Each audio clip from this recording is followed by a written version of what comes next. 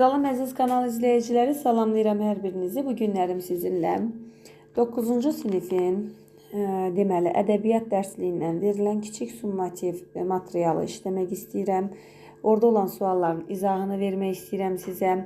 Bu KSG-də deməli düşəcək, birinci KSG-də düşəcək. Deməli qiymətləndirmə mövzumuz iki həyat arasındadır.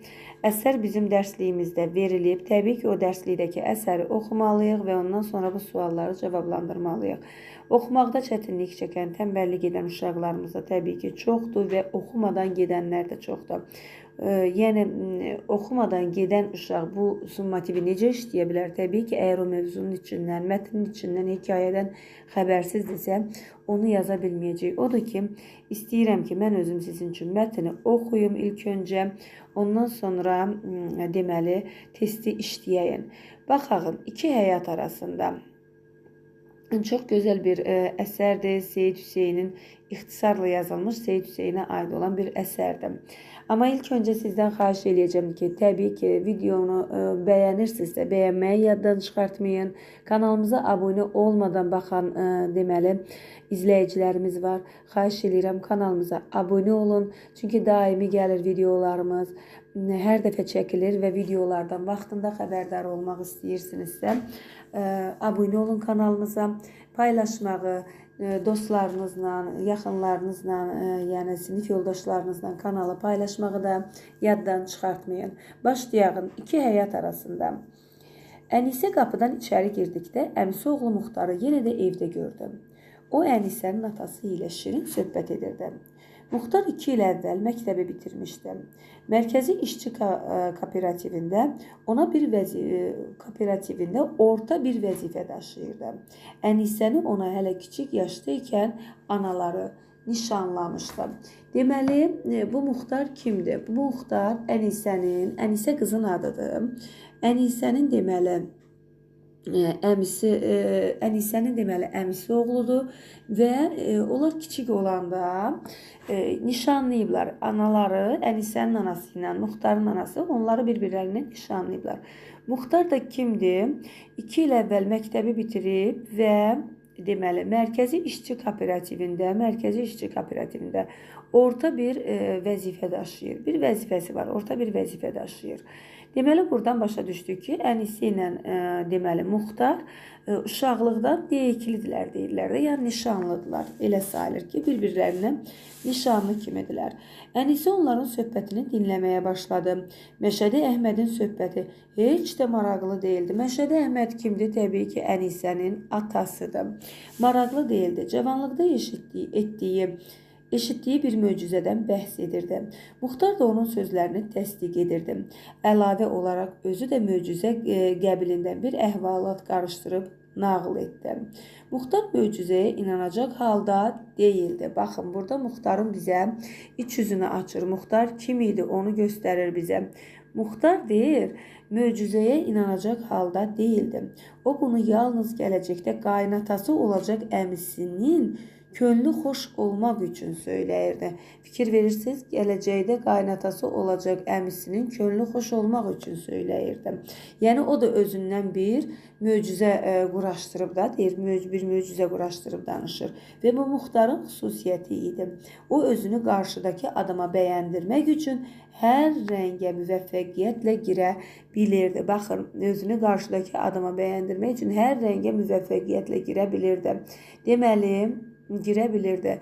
Onun bu halı əmisinin xoşuna gəlmirdi. Əmisinin xoşuna gəlməsə də buradan nə anlaşılır? Muxtarı biz necə səciyyələndirə bilərik? Testdə bizə belə bir sual düşsə ki, Muxtarı səciyyələndirir. Necə idi Muxtar? Deməli, 200'lü idi. Muxtar deməli, özünü qarşıdakına bəyəndirmək üçün dondan dona girirdi, rəngdən rəngə düşürdü. Yəni, deməli, özü inanmadığı şeylərə belə o asanlıqla deməli qarşısındakini inandıra bilirdi. Yəni 200'lü bir insan idi bu şəkildə. Payız mövsümü yaxınlaşdıqca əmisinin vəziyyəti ağırlaşdı. Deməli, əmisinin yox, Ənisənin bağışlayın, üstünə xətt çəkmişəm. Deməli, payız mövsümü yaxınlaşdıqca Ənisənin vəziyyəti ağırlaşdı. 3 ay olardı ki, o məktəb həyatından ayrılmışdı. Bu 3 ayın ərzində o gələcək həyatı ilə bağlı bir qərara gəlməmişdi. Onun qarşısında 3 yol vardı. 3 yol vardı. Deməli, Ənisənin qarşısında 3 yol vardı. Darülfünun bilirik də, biz Zeybək qızından bilirsiniz bu sözü. Darülfünun, yəni universitet, yəni onun təhsil həyatı, ictimai həyat və ər evi. 3 dənə qarşısında yol vardı. Ənisənin bütün yoldaşları Darülfünuna girmək üçün çalışırdılar. O hələlik heç bir təşəbbüsdə bulunmamışdı. Yəni heç bir qərara hələ gəlməmişdi. Çünki Ənisəyə hər şeydən əvvəl özünü və ailəsini dolandırmaq lazım idi. Bunun üçün Ənisə Darülfünun yolunu hələlik ikinci növbəyə buraxıb ictimai həyat yolunu tutmalı idi. O burada müvəffəqiyyətlə çalışa bilərdi. Onun maddi vəziyyəti də buradan təmin edilərdi. Ancaq bir məsələ vardı ki, atası Məşədi Əhməd ona müsaidə vermirdi. Yəni icazə vermirdi. Məşədi Əhməd Ənisəni 3-cü yolu tutmağa, ər evinə getməyə məcbur edirdi. Deməli, Məşədi Əhmədin bir fikri vardı ki, o, yəni Muxtarla evlənsin, ailə qursun və ər evinə getsin. Yəni burada da atasının deməli bir planı vardı ki, o Muxtara ərə getsin. Muxtara ərə gedəndən sonra yəni onların maddi durumu yaxşılaşsın. Bu məqsədi güdürdü atası. Ənisə 2 həyat arasında qalmışdı. Yeni həyat onu öz tərəfinə çəkirdi. Əski həyatı izləmək onu tutub buraxmırdı. Həyatın izləri isə onu tutub buraxmırdı. Ənisənin yoldaşlarından bir neçəsi maarif şöbəsinə müraciətlə özlərinin müəllimlik yeri almışdılar. Görün, müəllimliyi necə asan da alırlarmış o zaman. Ənisə də oraya müraciət etdi. Kəndlərin birində müəllim yeri vardı.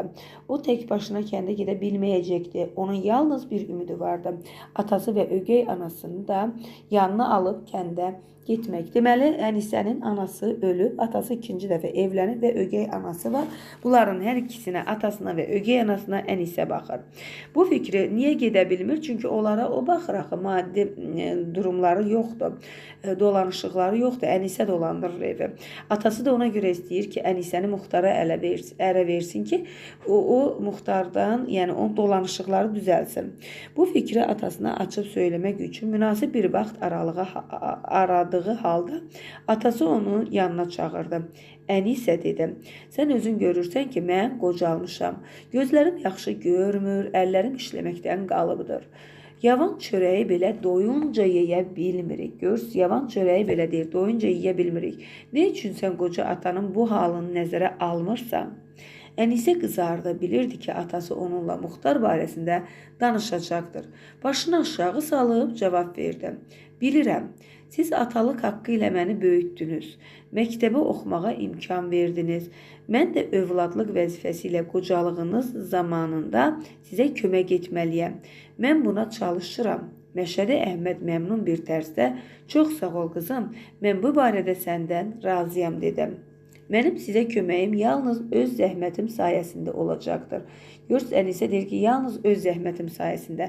Mən özümə müəllimlik yeri tapmışam. Alacağım maaş bizə kifayət edər. Bu barədə mənə izin veriniz. Məşədi Əhmədin qaşları çatıldı.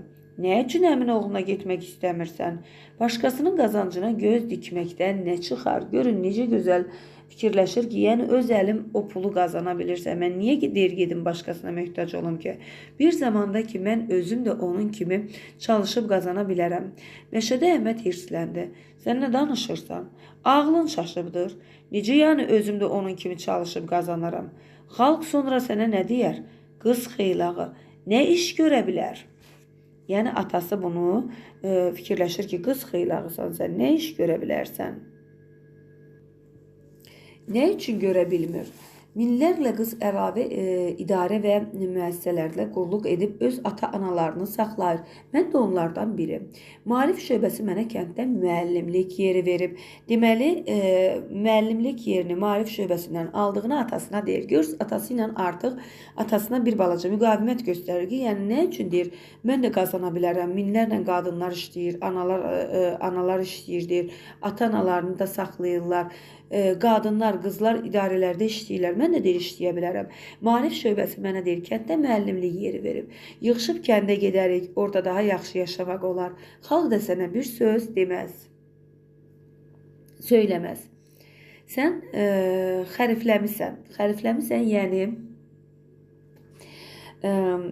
necə deyim onu? Yəni başın qaçıb da, yəni ağlın çaşıb bu şəkildə. Sən xərifləmisən. Yəni ağlın çaşıb da. Belə boş-boş fikirləri başından çıxar. Sənin qulluğun yalnız Muxtarın evidir. Yalnız deyir, Muxtarın evidir. Atası buna ancaq Muxtarla ailə quracağını bildirir. Ənisə atasının əmrinə boyun əyməyəcəkdi, dedi. Atacan, məni bağışla, əmrindən çıxıram. Əmrindən çıxıram. Meşədə Əhməd papaqçı idi. Deməli, peşəsi vardı mı Meşədə Əhmədin? Bəli, var idi. Meşədə Əhməd papaqçı olub. Vaxtilə onun bazar qapısı ağzında kiçik bir dükkanı vardı. Bir tərəfdən papaqçılığın get-gedə tənəzzülü, yəni artıq tənəzzül nə deməkdir? Get-gedə papaqçılıq işinin sənətinə yəni get-gedə papaqçılığın deməli tənəzzülü, get-gedə papaqçılığa müraciət edənlər az olurdu, papaq tikdirənlər az olurdu. O biri tərəfdən də özünün qocalığı ona dükan saxlamaq imkanı verməmişdi.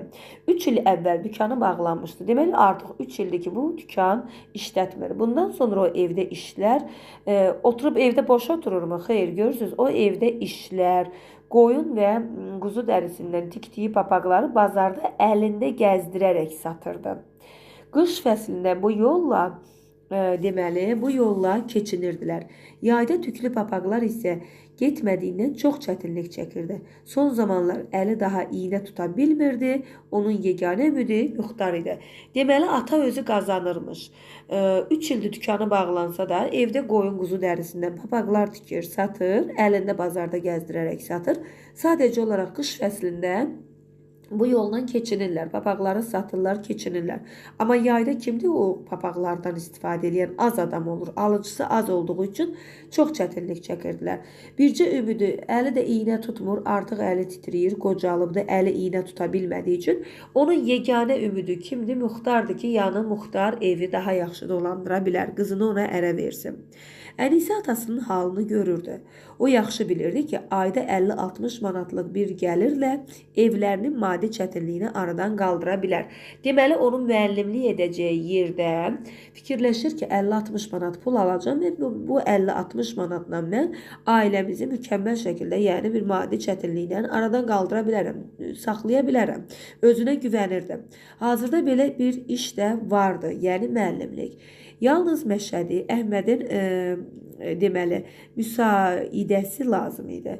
Ənisənin fikrinə gəlirdi ki, onu tutub bağlayan ipləri deməli bir kərəli qırıb atsın. Ənisə fikirləşirdi ki, yəni onu qırıb tutub saxlayan o iplər ki var, atasının ona dediyi o qadağalar ki var, yəni o qadağaları, ipləri qırıb atsın deyəndə atasının qoyduğu o qadağaları, o stereotipləri, yəni o qarşısında çəkilən hədləri qırıb atsın. Onun əskiliyə çəkən mühüdə, köhnəliyə, geriliyə çəkən mühüdə atası, yəni Məşədi Əhmədə üsyan etsin. Üsyan etsin, desin ki, mən artıq sərbəstəm. Desin ki, deyir, mən artıq sərbəstəm. İxtiyarım öz əlimdədir. İstədiyim kimi hərəkət etməyə haqqım vardır deyib təklif edilən kəndə getsin. Baxın indi diqqətlə testə düşər ki, deməli Məşədi Əhmədə üsyan eləyərək qızı dedi ki, mən artıq sərbəstəm, ixtiyarım öz əlimdədir, istədiyim kimi hərəkət etməyə haqqım var. Getdi bunu atasına dedi. Bunu atasına səsli şəkildə demədi. Bunu Ənisə içəridə öz ürəyində deyir. Deyir ki, yəni bir dəli şeytan deyir ki, bu qadağaları qır, get atana denən ki, səni o geriliyə çəkən, inkişaf eləməyə qoymayan o atan Məşədi Əhmədə deyir, üsyan elə denən ki, öz ürəyində deyir, öz-özünə. Mən artıq sərbəstəm, ixtiyarım öz əlimdədir, istədiyim kimi hərəkət etməyə haqqım var. Bunu öz daxilində deyir. Yaxşı, yadınızdan çıxartmayın. Bunu səslə demir, bunu atasına demir, üsyan etmir. Ənisə bunu yalnız düşünürdü. Görürsünüz, Ənisə bunu yalnız və yalnız düşünürdü. Yəni beynində düşünürdü. Fəqət bu fikri söyləməyə cəsarəti yox idi. 2 gün əvvəl məktəbi yeni bitirib özünə iş axtaran bir gənc maarif şöbəsində ona demişdim. Əgər kəndə getmək sizə müyəssir deyilsə, maarif şöbəsinə bildiriniz, mən oraya getmək istəyirəm. Deməli 2 gün əvvəl kimsə buna deyir ki, məktəbi deməli yeni bitirib özünə iş axtaran bir gəncdir. Görürsünüz, məktəbi bitirib özünə iş axtaran gənc heç Darülfünündə universitetə girməyiblər, hələ müəllimlik oxumayıblar. Onlar maarif şöbəsinə müraciət edirlər, gedib deməli kəndlərdə dərs deyirlər. İndiki müəllimlər isə müəllim imtahanından keçməkdən ötürü dəridən qabıqdan çıxırlar. Universitet qutarmaq ayrı, dəridən qabıqdan çıxırlar. Gecə gündüz oxuyurlar ki, bir müəllim kimi yetişsinlər, imtahandan keçsinlər. Deməli, bir gənc buna deyir ki, sən əgər getməsən, mənə deyərsən, mən gedərəm. Əgər istəmirsənsə, mən gedib orada işləmək istəyirəm. Ənisə ona 2-3 gündən sonra qəti cavab verəcəyini bildirmişdi ki, o maarif şöbəsinə cavab verməli idi. Vaxt yaxınlaşırdı. Bəzi məktəblərdə dərslər başlamışdı. Deməli, artıq 2-3 gündən sonra qəti cavab verəcəyini bildirmişdi ki, mən 2-3 günə qəti cavab verəcəm. Ənisə də görür, artıq vaxt müddəti bitir. Məktəblərdə dərslər başlayıb. O maarif şöbəsinə bir cavab verməlidir ki, mən o kəndə gedirəm, yoxsa yox. Ənisə düşündü. Deməli, Ənisə düşündü, fikirləşdi və düşündü, bir qərara gəlib, yəni.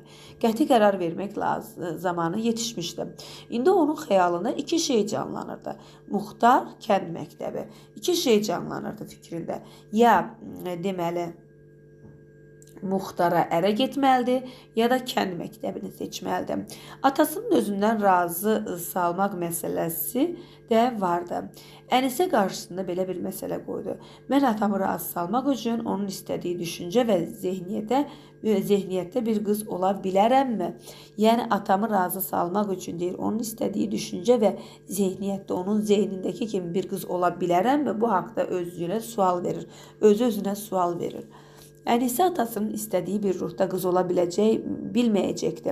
Ərə getdikdən sonra da onu razı sala bilməyəcəkdi. Və bu suala özlüyündə də içində cavab verir ki, bu sualı da öz-özünə verir.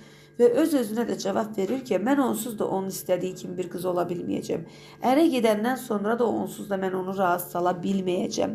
O Muxtar kimi gündə bir rəngə düşməyi bacarmırdı. Yəni, baxın, Muxtarın bir də bizə burada səciyyələndirir ki, Muxtar necə adam idi. O Muxtar kimi gündə bir rəngə deyir düşməyi bacarmırdı. Yəni, Muxtar artıq Muxtarın ikiyüzlü olduğunu göstərir ki, yəni Muxtar kimi gündə bir rəngə düşməyə bacarmırdı. Hər halda atasının həyatını öz maaşı ilə təmin etməli idi.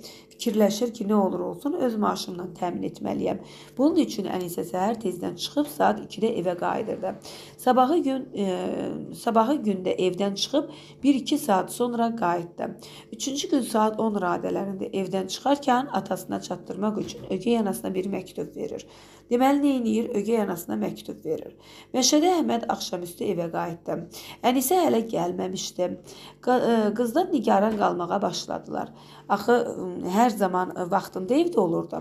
Muxtarın dalınca adam göndərdilər. Ənisənin yazdığı məktubu Muxtar Məşədi Əhmədə oxudu. Deməli, kim oxuyur məktubu? Muxtar kim idi?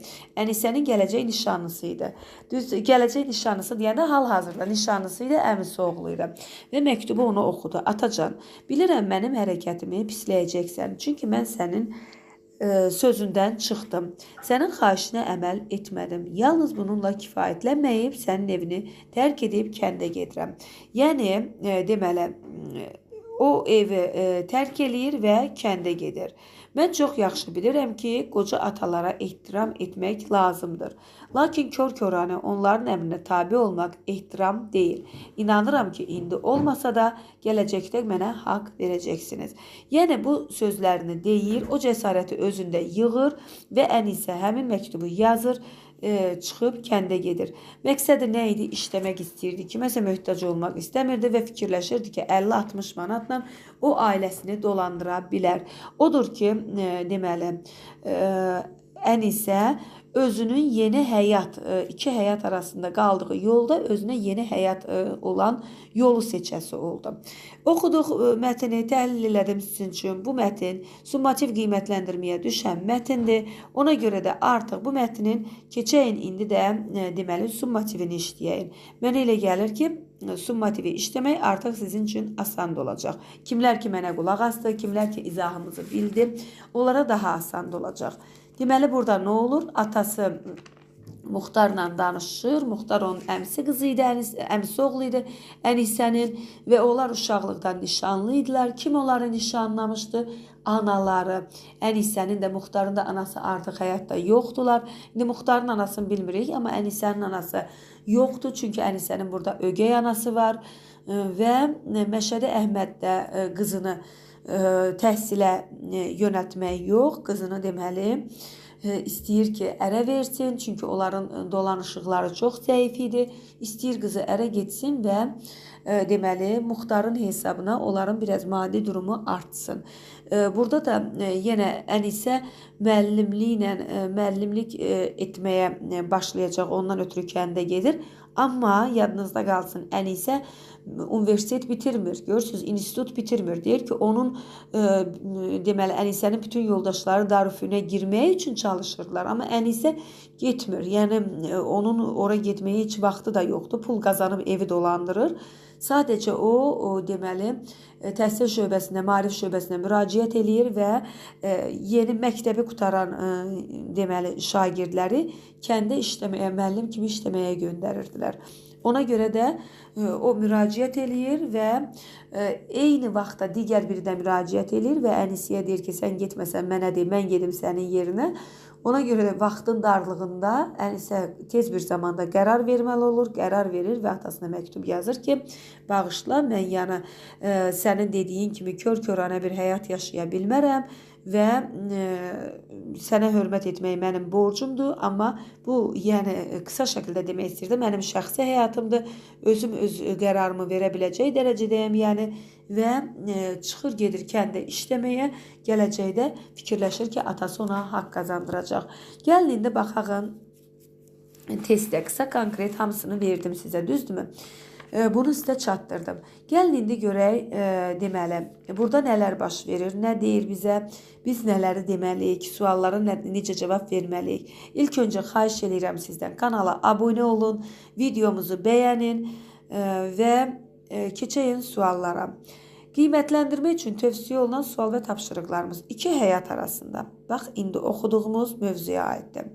Digər obrazların və müəllifin mühakimələrini əsaslanmaqla Ənisə surəsini deməli səciyyələndirin. Atasının Ənisəyə olan münasibətlərini biz burada göstərəcəyik ki, atasının Ənisəyə olan münasibətləri necə idi? İlk öncə oradan başlayırıq.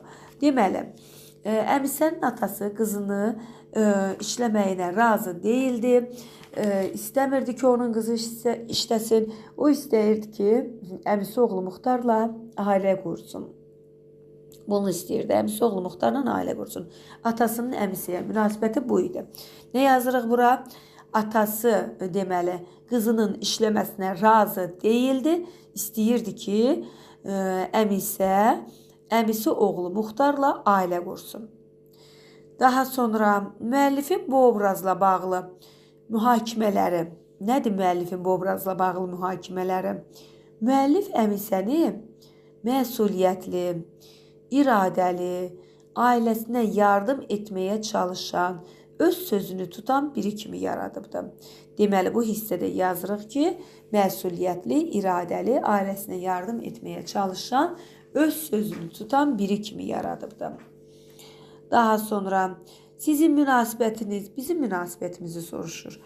Məncə, təbii ki, öz münasibətinizi deyəcəksinizsə, düşünürəm, fikirləşirəm, məncə, mənə görə bu kimi sözlərdən mütləq istifadə edin. Çünki o, deməli, verdiyiniz cavabı özəlləşdirirsiniz, özünüzün də öz fikrinizi söylədiyinizi bildirirsiniz. Bizim münasibətimizi soruşanda məncə Ənisə ağıllı və ən əsası da cəsarətli idi. O atasına kömək etmək və ailəsini dolandırmaq istəyirdi. Özü pul qazana biləcəyi halda kiməsə möhtac olmaq istəmirdi. Bu bizim birinci sualımızın cavabı. İkinci suala keçirik. Digər obrazların və müəllifin mühakimələrinə əsaslanmaqla Məşədi Əhməd surətini səciyyələndirin deyir. Ənisənin atasına deməli münasibəti. Ənisənin atasına münasibəti necə idi? Ənisə atası Məşədi Əhmədi çox gözəl anlayırdı, lakin onun fikirləri ilə razılaşmırdı. Yadınızda qalsın. Atasının fikirlərini çox gözəl anlayırdı, lakin atasının fikirləri ilə razılaşmırdı. Kör-kör ona həyat yaşamaq istəmirdi. Müəllifin bu obrazla bağlı mühakimələri, yəni Məşədi Əhmədlə bağlı mühakimə nədir? Yəni fikirləri. Müəllif Məşədi Əhmədi öz mənafeyini qızının taleyindən daha çox düşünən biri kimi yaradıb. Baxın, müəllif Məşədi Əhmədi öz mənafeyini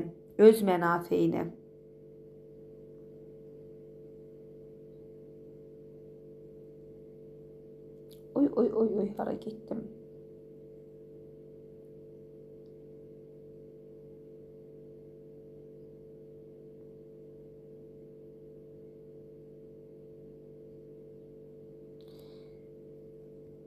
Öz mənafeyini düşünən deməli. Müəllif bu obrazla bağlı mühakimələrini dedik. Müəllif Məşədi Əhmədi öz mənafeyini deməli, qızının taleyindən daha çox düşünən biri kimi yaradıbdır. O qızını Muxtara verməklə maddi imkanlarını düzəltmək istəyir. Bax, bu fikirləri buraya yazırıq. Sizin münasibətiniz deyir. Məşədi Əhmədə bu dəfə münasibətimizi istəyir. Mən düşünürəm ki, Məşədi Əhməd haqlı deyildi. Təbii ki, Ənisə özü işləyərək maddi durumlarını düzəldə bilərdi. Fikirlərimiz buraya yazılır. Daha sonra keçirik növbəti sualımıza. Üçüncü suala keçirik. 3-də nədir? Davranışından, başqalarına münasibəsindən çıxış etməklə Muxtar surətini səciyyələndirin. Muxtar surətini oxuduq. Orada qeydlərdə göstərdim sizə. Dəfələrlə dedim. Necə idi Muxtar? Muxtar ikiyüzlü. Yazacaqsınız. Muxtar ikiyüzlü. Daha sonra özünü qarşısındakı adama bəyəndirmək üçün hər rəngə müvəffəqiyyətlə girə bilən biri idi. Deməli, yazacaqsınız ki, Muxtar ikiyüzlü, özünü qarşısındakı adama bəyəndirmək üçün hər rəngə müvəffəqiyyətlə girə bilən biri idi. Bu şəkildə. Daha sonra 4-cü suala baxırıq. Hekayənin mövzusunu və onda təsvir edilən hadisənin nə vaxt baş verdiyini müəyyənləşdirib qısaca yazın. Nə yaza bilərik bu hissədən? Hekayənin mövzusu. Nə idi hekayənin mövzusu? İlk öncə, deməli, biz hekayənin mövzusunu götürək. Mövzu. Və yazacaqsınız belə mövzu. 2 nöqtə qoyacaqsınız və mövzunu açıqlayacaqsınız ki, kasıb bir ailənin həyat mübarizəsi,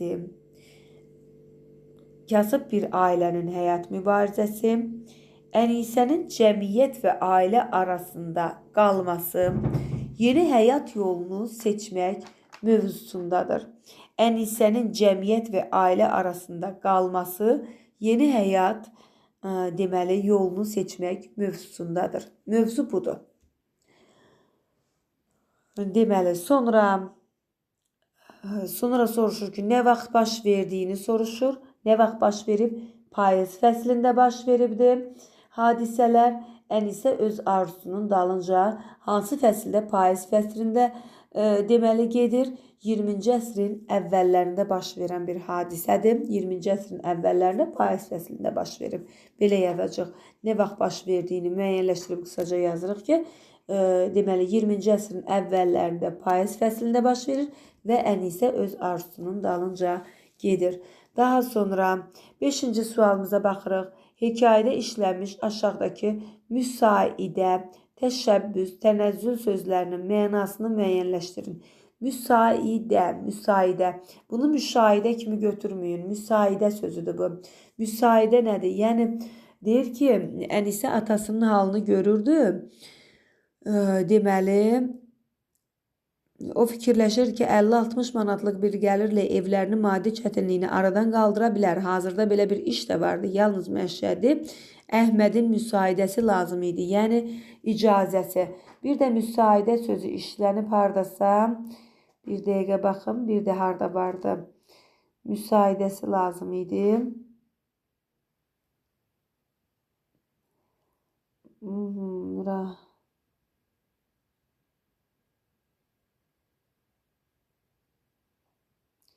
Hardasa bir yerdə də işlənmişdi müsaidə sözü. Burada Məşədi Əhməd ona müsaidə vermirdi. Ancaq bir məsələ vardı ki, atası Məşədi Əhməd ona müsaidə vermirdi. Müsaidə vermirdi, yəni icazə vermirdi mənasında gedir. Həm icazə, bir də Əhmədin müsaidəsi lazım idi. Burada da yenə icazə mənasında gedir. Deməli, müsaidə nə deməkdir? İcazə mənasında gedir. İcazə vermək, izin vermək mənalarında işlədilir. Qarşısında qeyd edirik. Müsaidə, icazə, izin vermək.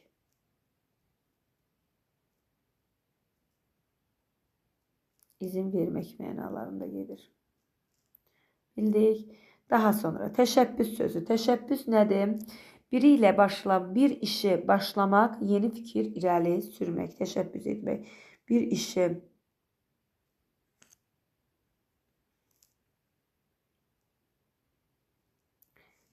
başlamaq, yeni fikir irəli sürmək. Yeni fikir irəli sürmək.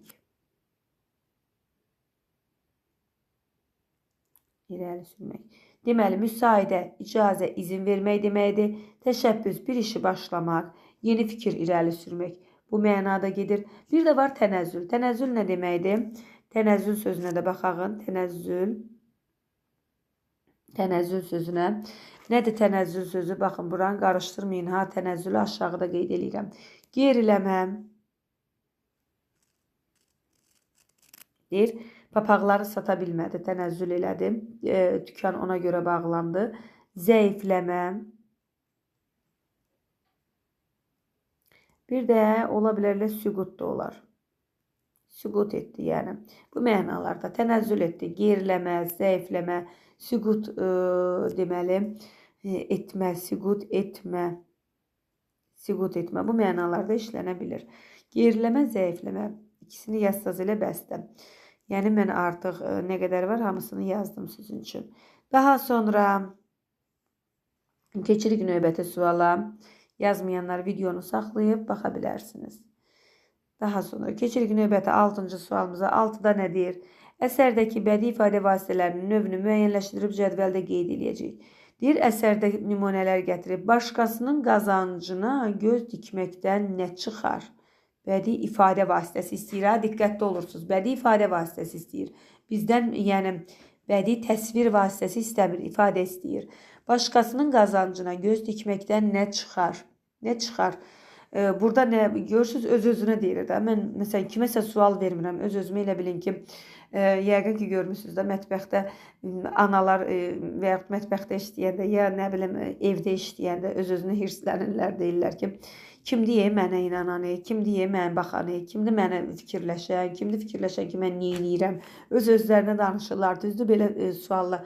Bu suallar indi bu da o tipli suallardandır ki, başqasının qazancını göz dikməkdən nə çıxar ki? Öz-özünə verdiyi sualdır. Bu sual necə sual adlanır? Ritorik sual adlanır. Ritorik. Sonra Ənisə düşündü. Deməli, Ənisə düşündü nədir burada? Təbii ki, təkrirdir. Təkrir olacaq, təkrarlanır. Təkrirdir və yeni həyat öz tərəfinə çəkdi. Əski həyatın izləri onu tutub buraxmırdı. Əski həyatın izləri onu buraxmırdı. Bu da olacaq metafor. Metafor. Allah, yenə getdi. Metafor. Əlim deyir, çıxır. Aha. Bu da olacaq nə? Metafor. Yaxşı. Daha sonra metafor da var. Burada mən də indi ora toxunmamaq üçün. Sonra fikrin təsir gücünün 7-də nə deyir? Fikrin təsir gücünün artmasında bədii ifadə vasitələrinin rolunu nümunələrə əsaslanaraq deyir. Qısaca yazın. Bədii ifadə vasitələri əsərdə deməli fikri daha təsirli və emosional göstərir. Nə edir? Fikri daha təsirli, yazacaq fikri daha təsirli və emosional göstərir və onlar oxucunun diqqətini qəhrəmanın daxili aləminə yönəldir. Ənisənin mübarizəsini və tərəddüd nədir? Şübhəsini, Ənisənin deməli mübarizəsini və tərəddüdünü daha dərindən hiss etdirməyə kömək edir. Bunları, bu fikrin hamısını yazacaq. Baxın bu hissiyə. Gördünüz bu hissiyə. 7-də olan boşluğa yazacaq. Bir də deyirəm, bədii ifadə vasitələri əsərdə fikri daha təsirli və emosional göstərir. Onlar oxucunun diqqətini qəhrəmanın daxili aləminə yönəldir və Ənisənin deməli mübarizəsini və tərəddüdünü daha dərindən hiss etdirməyə kömək edir.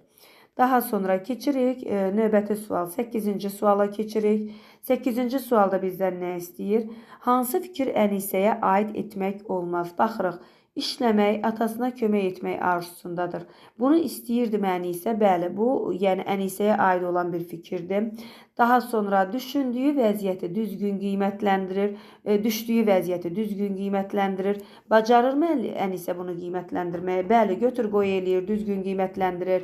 Ailə qurmaqla maddi vəziyyətlərini düzələcəyinə ümid edir. Bax, bu aid etmək olmaz. Ailə qurmaqla maddi vəziyyətlərini düzələcəyinə ümid edir fikrini düzgün götürmək olmaz. Bunu o ümid etmirdi. O fikirləşirdi ki, mən ailə qursam da, qurmasam da, yəni atasının onun haqqında fikirləri dəyişməyəcək və bu maddi vəziyyətinin düzələcəyini o fikirləşmir. Deyir, o maddi vəziyyəti özüm də düzəldə bilərəm. Mübarizdir, cəmiyyətinin fəal üzvü olmaq istəyir, düzdür. Elmə, təhsilə yüksək qiymət verir, bu da düzdür. Deməli, burada aid edilməyən fikir C variantıdır. Sonra əsərdəki konflikt onun necə həll olunduğunu müəyyənləşdirib qısaca yazın. Deməli, əsərdəki konflikti necə yaza bilərik? Əsərdəki konflikt Ənisənin ailə məsuliyyəti ilə şəxsi arzuları arasında qalmış vəziyyətdir. Əsasən konflikt onun, yəni atasının fikirləri ilə özünün yeni fikirləri arasında olan münasibət idi. O atasına kömək etmək istəyir, amma eyni zamanda da müstəqil olmaq kimi də bir arzusu var idi. Yəni ən böyük konflikt onun atasının fikirləri ilə, atasının köhnə geriliyə gedən fikirləri ilə özünün inkişaf etməkdə olan arzusu arasındakı fikir idi.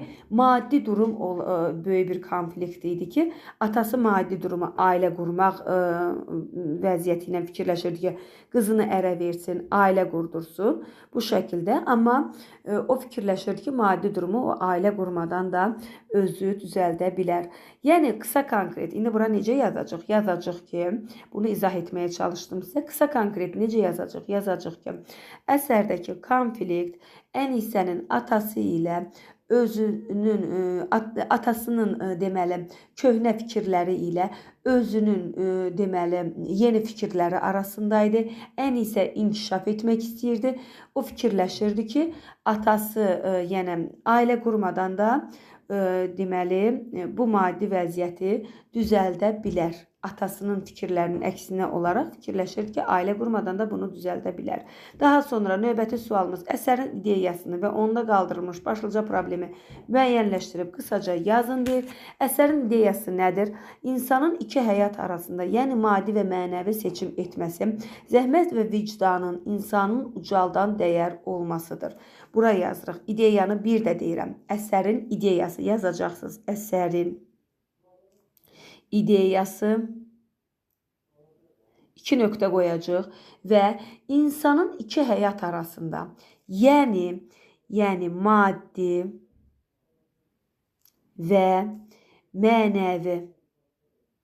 mənəvi seçim etməsi, zəhmət və vicdanın insanı ucaldan dəyər olmasıdır. Bu bizim əsərin ideyasıdır. Bəs başlıca problem nədir? Başlıca problem istəyir. İndi başlıca problemi yazıram sizin üçün. Başlıca problem nədir? Bunu deməli, tapmaqda çətinlik şəkillər çox zaman yazılır. Başlıca bir problem yoxdur. Xeyr, başlıca bir problem var burada. Başlıca problem 2 nöqtə qoyuruq. Başlıca problem nə idi? İctimai ədalətsizlik və qadınların cəmiyyətdə öz yerini tapmaqda çəkdikləri çətinliklər. Bu bizim başlıca problemimiz idi. İctimai ədalətsizlik, qadınların cəmiyyətdə öz yerini tapmaqda çəkdikləri çətinliklər. Bu qədər. Bu bizim testimiz. Sizə düşəcək kiçik summativ qiymətləndirmə ədəbiyyatdan. Bunu tam şəkildə sizə izah elədim. İki həyat arasındakı hekayəni oxudum. Tam şəkildə deyərəm ki, bu KSG-ni sizə mənimsətmək üçün əlimdən gələni etdim. Bəyəndinizsə videonu bəyənməyi və bu tipli videoların ardını gəlməyi istəyirsinizsə təbii ki paylaşmağı da yaddan çıxartmayın. Sağ olun.